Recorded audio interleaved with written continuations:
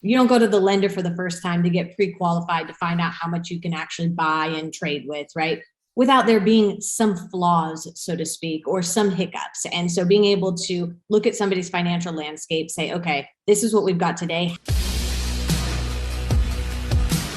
What's the number one secret of how you help others revolutionize the way that they would either sell or trade real estate?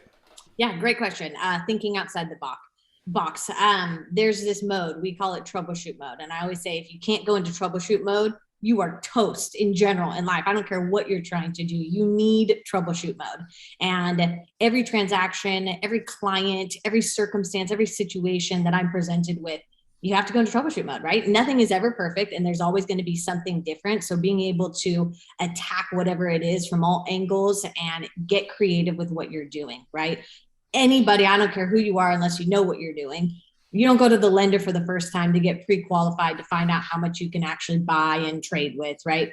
Without there being some flaws, so to speak, or some hiccups. And so being able to look at somebody's financial landscape, say, okay, this is what we've got today. How can we make this better? How can we put you in the best position? Rationalize and evaluate their timelines and different factors in their life, and as well as what their needs are in that moment, and be able to build a strategy that's precise, that's effective, and that I can execute on, honestly, as quickly as possible.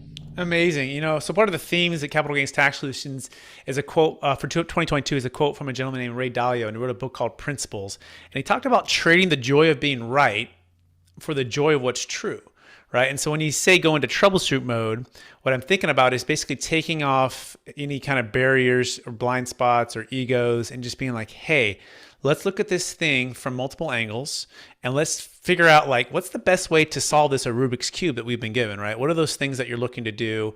How are we looking to solve that? Is that a fair summary so far?